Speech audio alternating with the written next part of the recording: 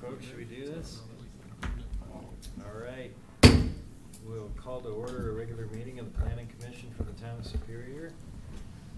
May we have the roll call, please? Chairperson Jim Sawtelle. Here. Vice Chairperson Robert Momarts. Here. Commissioner Phyllis Harden here. Mark Laces. Here. Jerry Malia.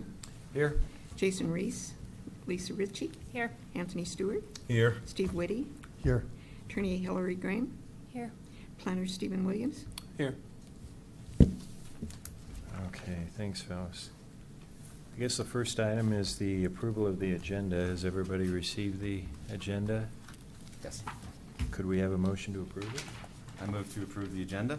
Commissioner Lasis, second. I said.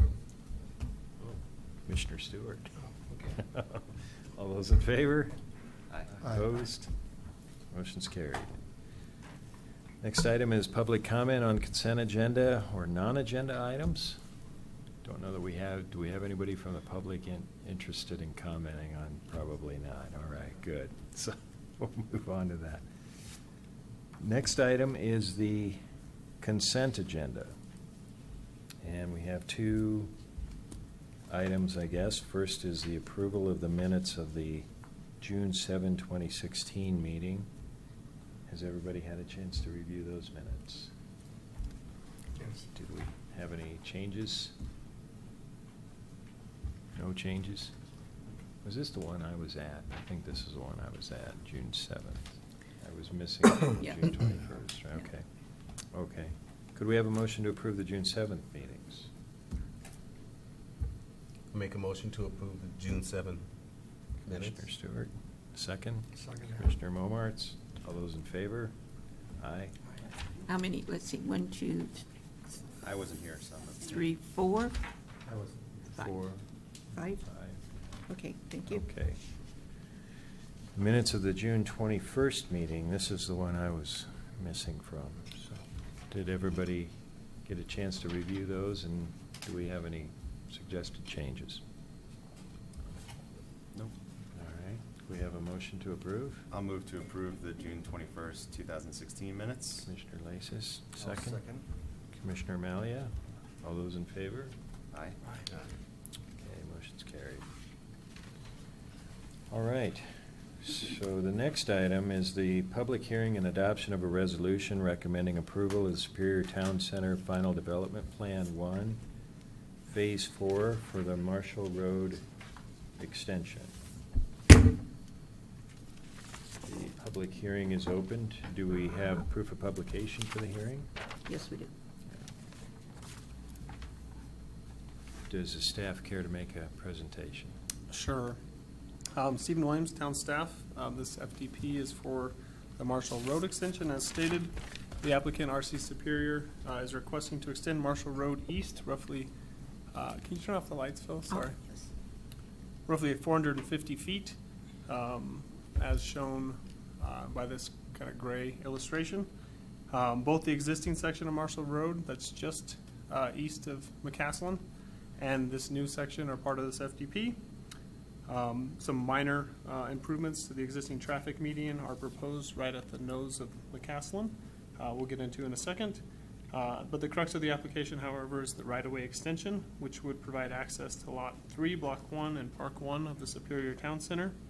This proposal has been coordinated with two other FDP applications that are forthcoming, one for a hotel on Lot 3 and one for Parks 1 and 2 within Tracks A and B of the Town Center, which are currently under review. As illustrated, this extension of Marshall was part of the associated plan development applications considered by the town. This extension of right-of-way was also platted through Superior Town Center Filing 1B. So the right-of-way improvements are all, the improvements that are proposed are all within the right-of-way, located within Planning Area 1 of the Town Center. As this map illustrates, the section of Marshall Road would abut Lot 3, which I mentioned earlier, here to the northeast, as well as Park 1, which is within Tract A. The southern limits of this extension are essentially defined by the existing floodplain boundary associated with Coal Creek, so that's part of the reason that it stops where it does. A future FDP application as well as the associated floodplain permits, would be required to extend Marshall further south, kind of shown here in white, and construct the bridge that would formally link Planning Area 1 with Planning Area 2. The applicant's context site plan is shown here. The extent of this FDP's limits are shown in red. The anticipated site designs of Lot 3 for the hotel are in gray here, and then this is a approximation of what's going to be proposed for Park 1 within Tract A to the south.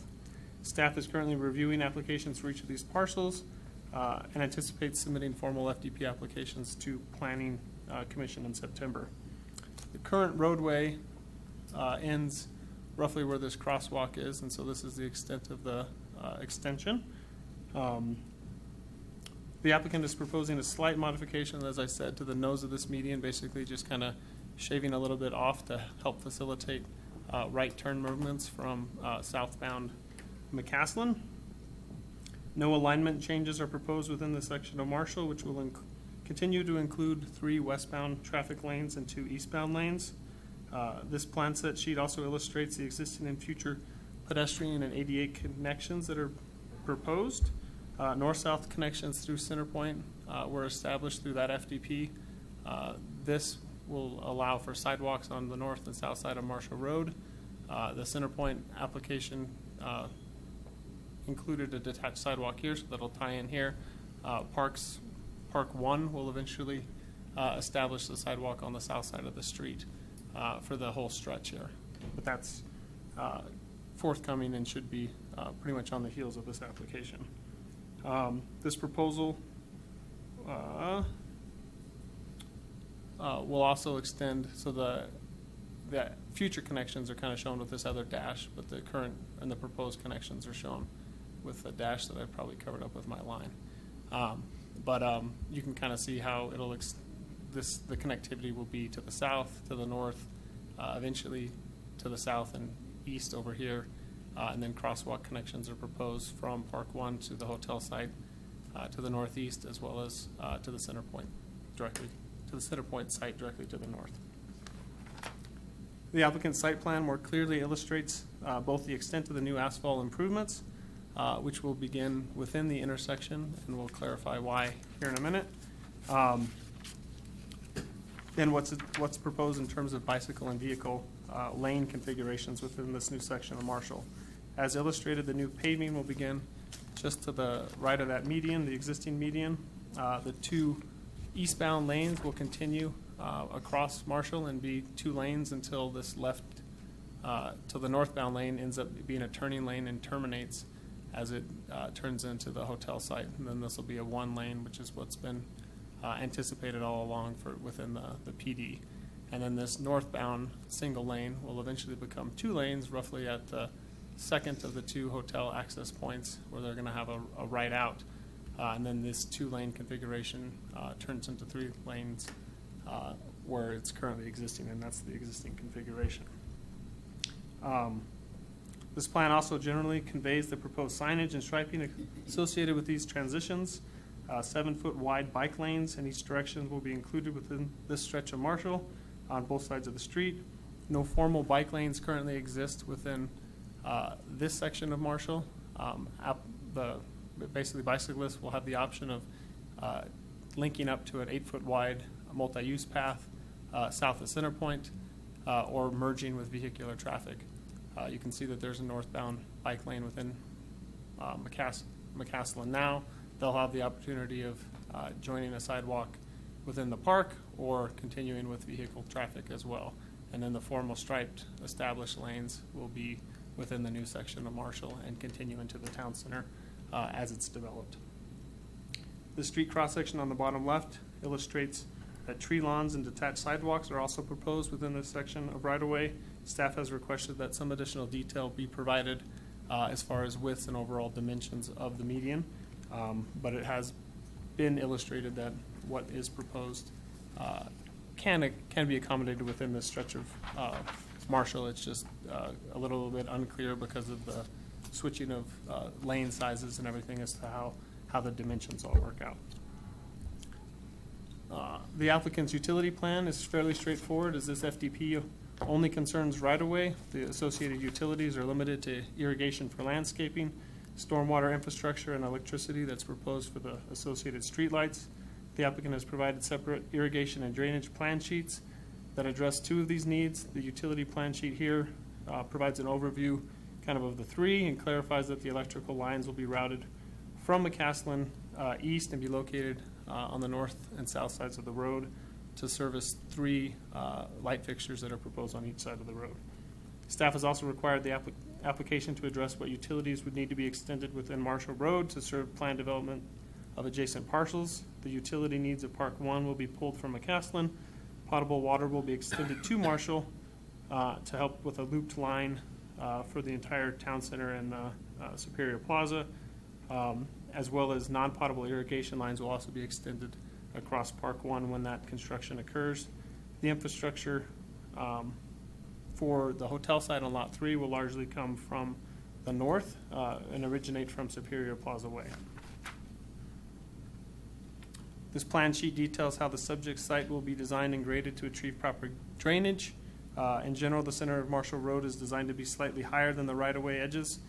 North of the median, surface water will flow north and then east. South of the median, it will flow south and then east. Curbs and gutters are used to direct surface flows into stormwater sewer inlets, which are proposed north and south on the median's eastern edge. So there's some inlets here that'll capture that water and send it into Park 1 within Tract A.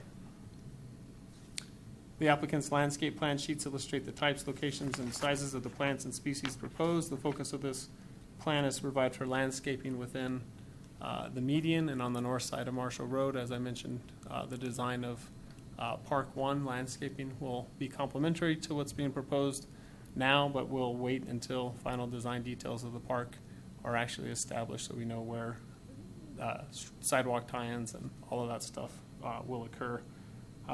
Most of the species proposed within each category conform to the species allowed by the design guidelines. As clarified in staff's memo, there are 7 exceptions that were not included within the design guidelines plant list.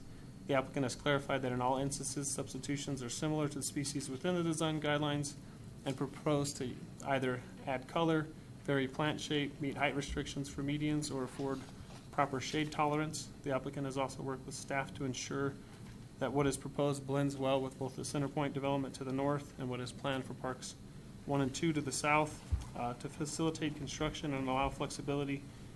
Should the park layout's design change, like I mentioned earlier, that southern boundary will be defined through the parks, the separate parks FDP. Staff is supportive of both the design and the proposed timing of installation as outlined in this application. These irrigation sheets clarify that an existing 1.5 water, non-potable water line exists within the median over here, so that's why this asphalt will be part of the construction. It'll be repaved. They'll extend this potable line to the east and then route it through the median and then drop it to the south in order to serve the south side of Marshall, and then run it to the north and route it back to the west in order to provide irrigation for the landscaping on the north side of the road. And then this is a little out of sequence, but this is some images of the landscaping that's proposed to kind of give you a visual indication of what variety, what colors, and then what type of trees and shrubs are proposed, and generally where they're proposed to be located. Finally, here's the lighting plan sheet. As I mentioned earlier, there's 3 lights proposed on the north and south side. The lighting specs are shown here on the left side. This is a standard light fixture that we saw through the FDP for the McCaslin roundabout as well. It's the standard, I guess, Excel light fixture, and it's what's been kind of approved throughout town. We also have a light fixture that you guys probably haven't seen yet that's approved for the town center. It's a little bit more pedestrian in scale. Given the nature of this street, staff is supportive of this light fixture in this location. The other streets within the town center are kind of one lane in each direction rather than any type of multi-lane arterial.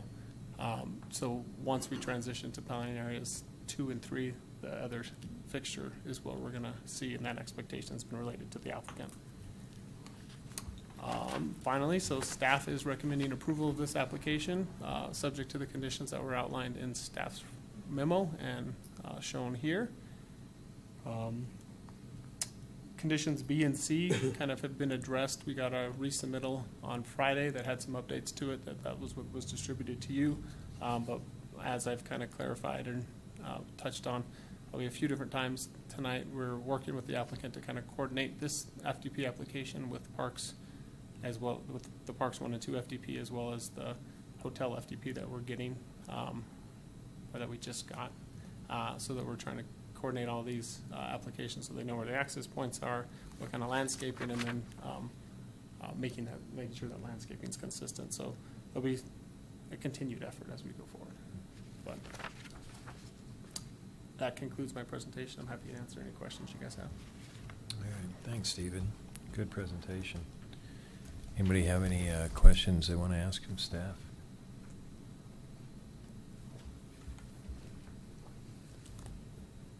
I have a few. There's one in every crowd. Commissioner Ritchie. Nice job, and it looks well reviewed. I think generally it's kind of a no-brainer as far as getting this application through the process. But I did have a question regarding the sidewalk width on the north side. If any consideration to giving a wider sidewalk there, 5 foot. Seems like we have opportunity to potentially make that more improved for hotel, ped traffic getting to and from the park, getting over to Center Point. Just was curious on the 5 foot designation. That is our minimum. We did discuss it. We discussed kind of a number of different options, and even discussed whether or not we wish to maybe make that multi-use path that's 8 feet in Center Point wider and extend that and have the bicycle traffic off of the road. But everything within the town center has been established as the bike lane. But the width of the sidewalk, I mean, I think it's a valid point. I don't know that we have the space. I don't know whether or not the applicant wants to comment or respond to it. It's never a bad idea to have it be a little bit wider. So. Good evening, Bill Jenks, RC Superior. First of all, just want to say thank you, as always, to town staff for the thorough review and process here, and also the great presentation. On the sidewalk width, I agree with you. You know, in general, I like wider sidewalks too. In this location, because of the existing right-of-way that we're fitting within, which is the dashed line there, if we make the sidewalk wider, we actually lose that tree line, and the tree line has a, you know, without at least, I think it's shown as 5 feet wide on the tree line. Yeah, without at least 5 feet for the tree line, you end up with no tree line because it gets too small to plant anything. So it's kind of a, you know, it's a trade-off between having really a 10-foot wide sidewalk that's connected to the street, or a 5-foot wide sidewalk with a nice tree line. And in this case, I think probably the better decision is to keep the landscaping and a 5-foot sidewalk. I wouldn't expect a huge volume of pedestrian traffic. I mean, there'll be people walking, but you won't have groups of 5 passing each other like you'll have in the town core and planning area 2, where we will try to have the wider, you know, 10 to 12 to 15-foot wide sidewalks. Yeah, I agree. If you have to pick one or the other, you have to keep the tree line. But it's something we could look into a little bit more when the parks plan comes through, because that one's going to be more pedestrian oriented, and maybe we can have a wider sidewalk on the south other side. Any other questions, comments? Just one other question. I guess one other comment, just would potentially like to see a little more landscaping between the parking lot and Lot 2. I know you've got a lot of landscaping on the east end, kind of in that where it, the property line, Marshall Road right-of-way curves away from the Lot 2 property line, but just to kind of help screen that parking lot for Lot 2. Yeah, that's a tricky one too, because Yeah. we got the kind of the site distances to work with as far as height of those plants. So I believe it was looked at fairly carefully by Okay. our landscape consultant, but it's something we can continue to explore and see whether or not we can beef it up, because it is a screen as well for that parking lot, you're correct. That's all. That's all? Okay. Anybody else have any questions? Did the applicant want to make any presentation at all? I'm not suggesting you need to, but if you want to, I don't want to deny you the opportunity. No, I appreciate the opportunity. Bill Jenks, RC Superior, again, just, staff's been a huge help. As you said, this is completely consistent with the PD, and it seems, we're just getting this in now so that we can get the hotel in roughly 2 weeks. I think you'll see that. That's going to be more interesting. There's architecture to look at and more to talk about probably than a road that is really what's been drawn from the beginning. So appreciate your time and thoughts. All right, thanks. I'm assuming we don't have any members of the public here that wish to speak. They look like familiar faces to me. So. All right, well, I think if there's no further comment, we'll go ahead and close the public hearing. Any comments from the commission?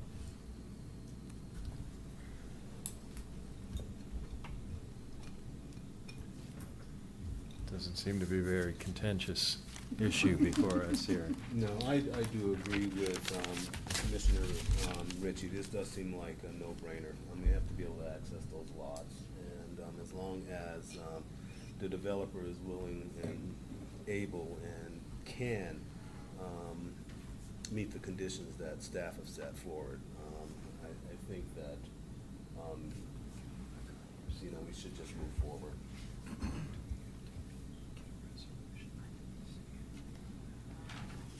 Yeah, I'd like to agree with Commissioner Stewart.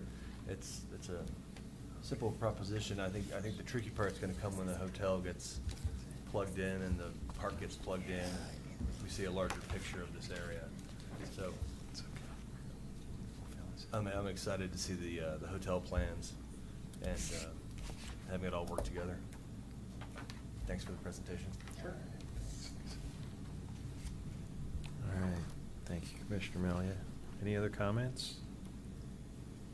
I think it's great seeing another aspect of the town center start to have construction, and it'll be nice to see this road start and be built out by early 2017.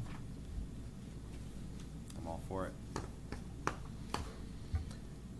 Okay. One other thing that I did have then, I kind of got lost there for a moment, but what kind of time frame are we looking at to begin construction, and how long will it take to complete?